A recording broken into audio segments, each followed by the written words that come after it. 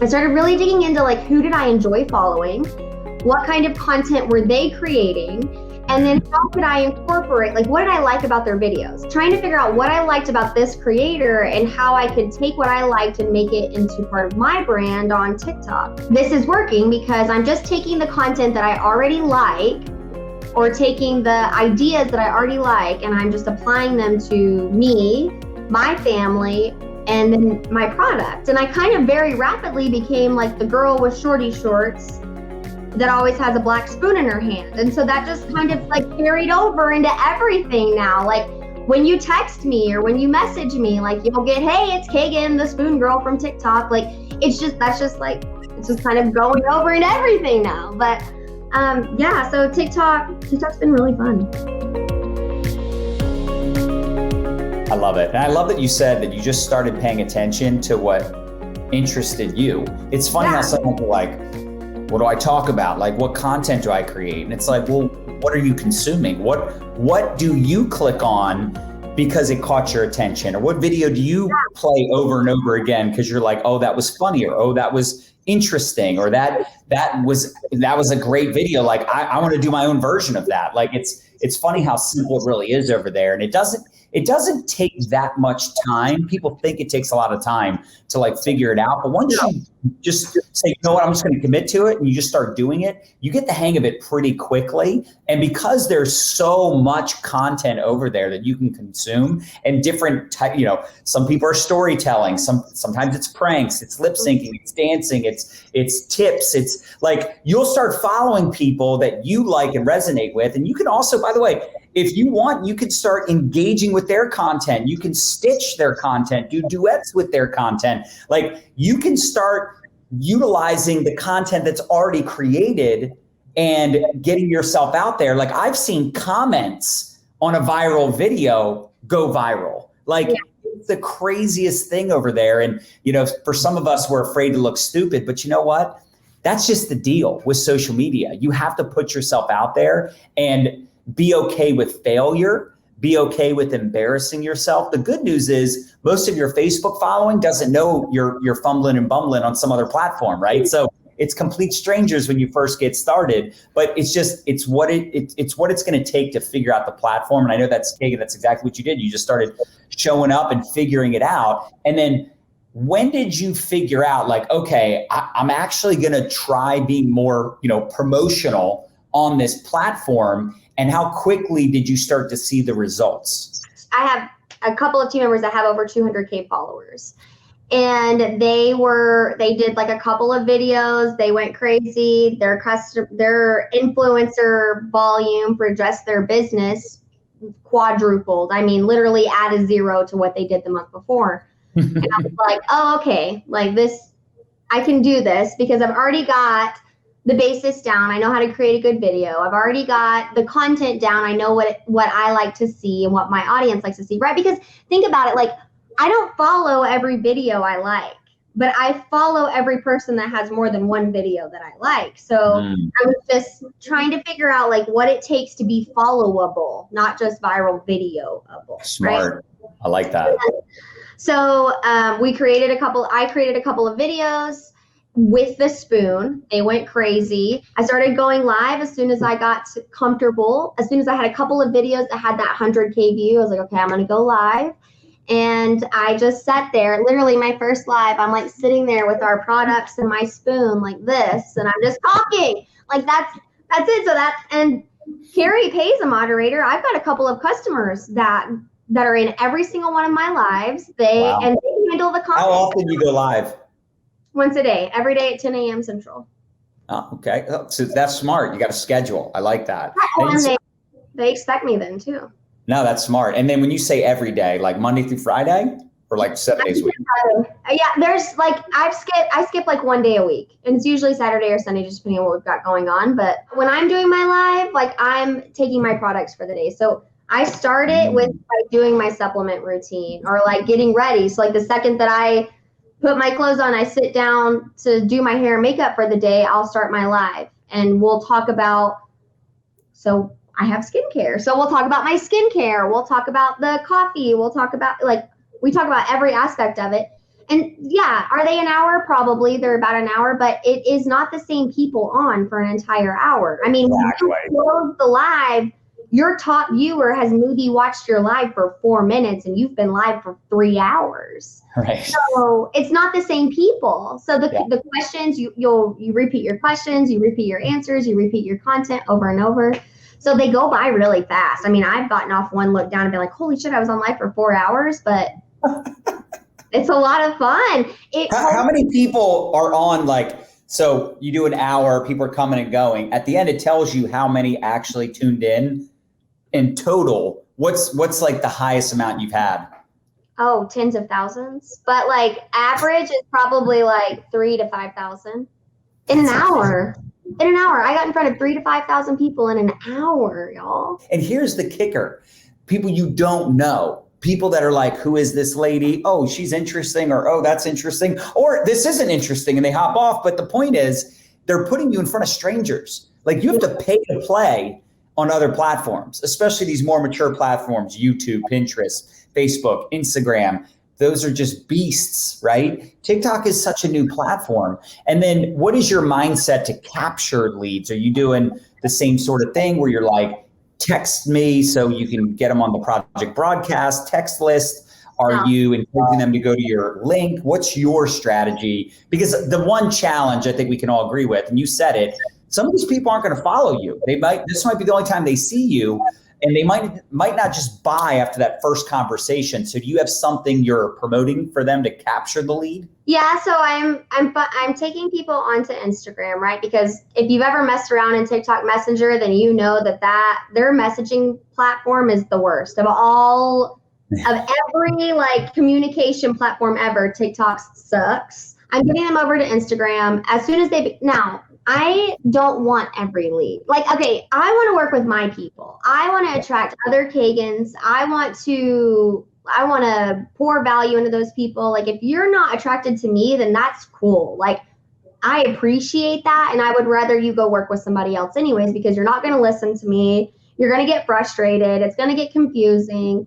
So no, I'm not trying to capture everybody.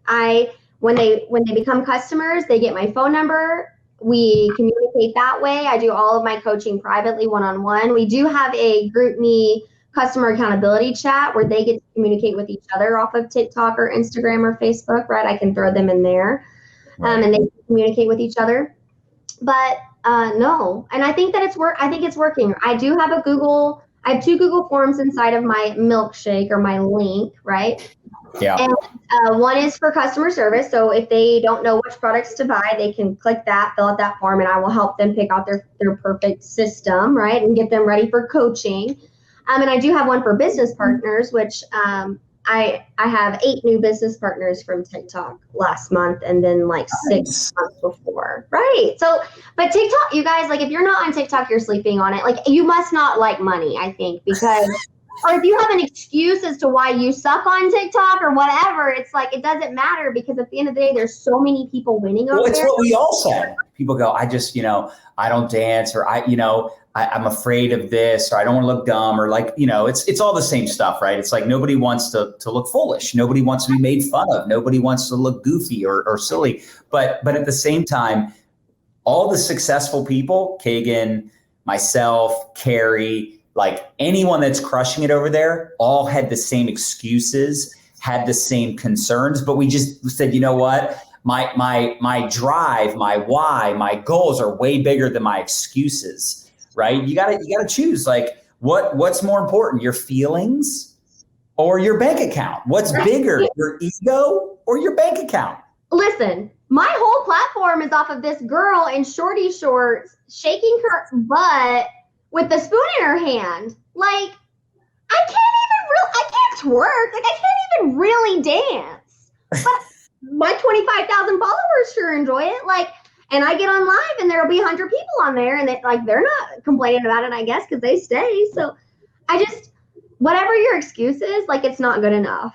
It's really not good enough to not be on there, because it's such an incredible platform. It showed me the value of knowing your niche. It helped me figure out what my brand, 4 years in this business, you guys. I've paid hundreds of thousands of dollars in personal coaches and in masterminds and in training courses, still never really figuring out what is a brand, what is a niche, why do they matter.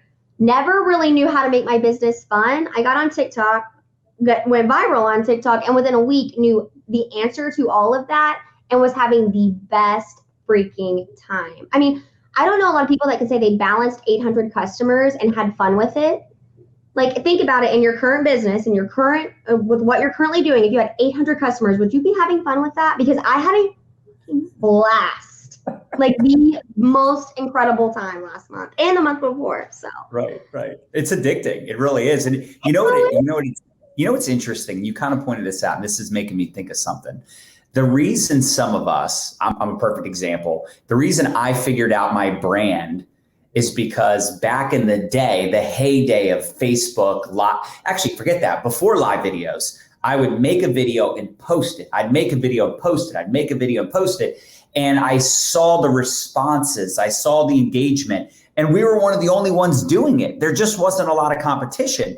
So over the last several years, when teaching people build a brand, put yourself out there, figure out your niche, your theme, in fact, Chalene Johnson talks a lot about that. But the one thing that people like myself or Chalene Johnson or, Gary Vaynerchuk or any of these big, coaches or trainers, speakers, the people that talk about building a brand, the truth is all of us started in the early days of Facebook or Instagram. And it was easier to figure it out back then because it was easier to get in front of people you didn't know. It was easy to build a following. Like my following on Facebook still today, with just my personal profile, where you can't run ads on your personal profile. I have like 30 or 40,000 followers on my personal profile, which is a pretty big number just for like a regular network marketing person, right? Like I'm not some celebrity influencer, whatever.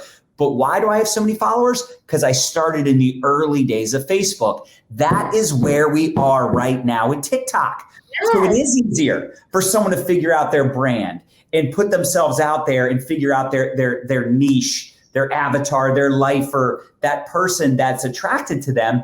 Because like Facebook used to be, or Instagram used to be, you can get in front of a cold audience every single time you post, every time you go live. And that's what's so exciting, where, it's not that Facebook and Instagram is no longer effective. It's still, those are still great platforms, but it is a lot harder to get in front of strangers that don't know who you are in comparison to TikTok. I think that for me in the beginning, it was how do I add these 4 other pillars into my content and still talk about my business? Like, right.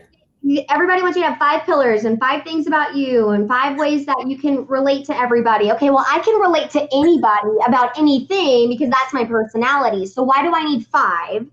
And then how do I incorporate that? Like, no, TikTok, I get to get up there. I get to shake my butt like a white guy and hold my spoon and brag about my weight loss and tell people that I can help them do the same. And I make a ton of money doing that versus trying to come up with all of these other ways and sneakily hide my business into it. No. Well, and the other really cool thing too is the TikToks that do well, you can then repurpose them for Insta, for Facebook, for whatever. I do repurpose everything everywhere. I do think that that's smart. And so I started my Instagram. I have my Instagram from high school, which nobody wants to be looking at that. It's locked down. You can't find it unless you're already on there, right? So I have that one, but I did start my Hey Kaggan Parker one. And I think it went to 1,400 followers in a week because of TikTok. So it's crazy. It's crazy the ways that you can grow. It literally will trickle over into every single one of your platforms because and what I have found is that a lot of people on TikTok aren't on Facebook, but my people on TikTok, the other Kaggans on TikTok are on Facebook. And so when I say, hey, message me on Facebook or Instagram, whichever's easier for you, because TikTok Messenger sucks.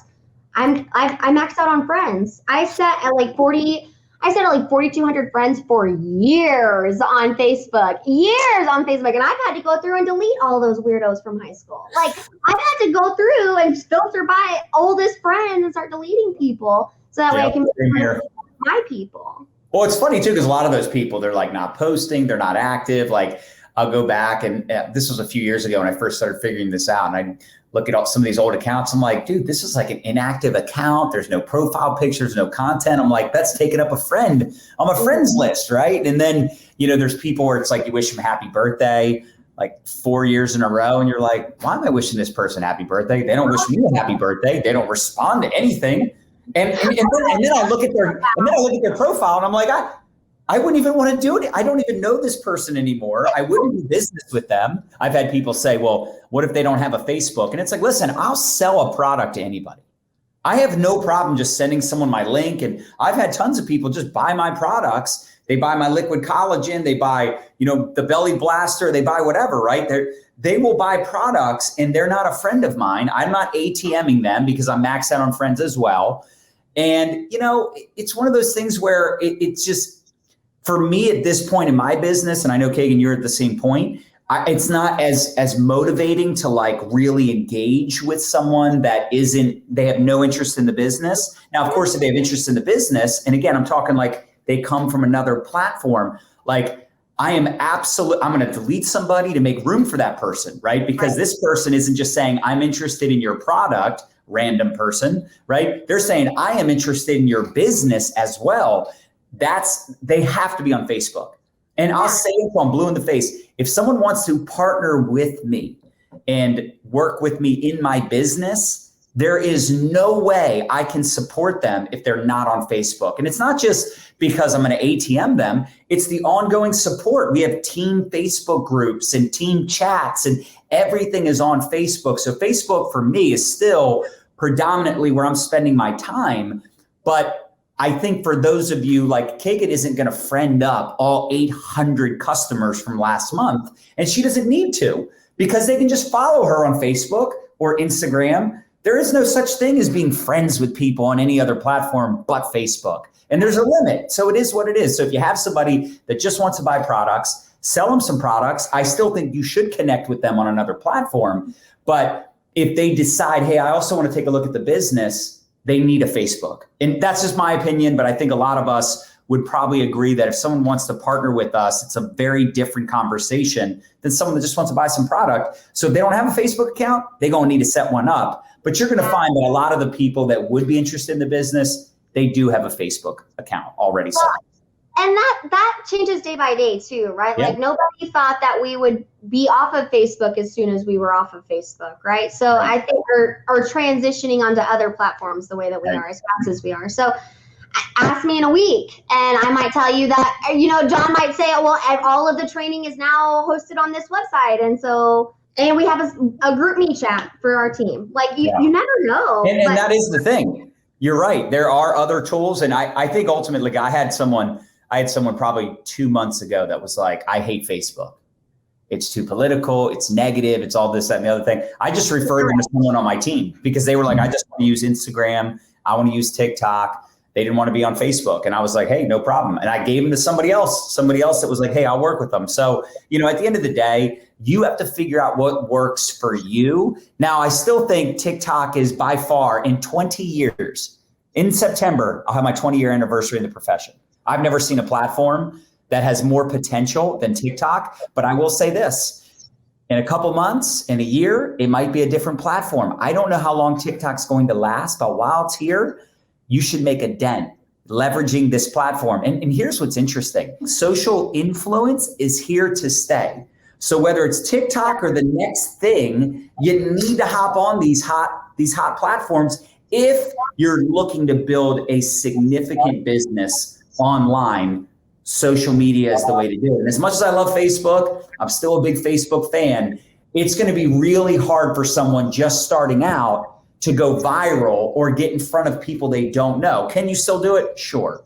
But we're seeing people, and I think you mentioned this in the very beginning, people that are just downloading the app and literally right out of the first week, for several weeks, they've got thousands of followers, people they don't know. That is so ridiculous. And this is why I've been hammering it last year, because to me, it's not really about me generating leads and sales. And I know, Kaggan, you feel the same way. It's like, I need to figure this out so I can teach it to people. It's not all about trending songs and trending dance moves and and viral hashtags, it's literally about putting the content you want to see out there.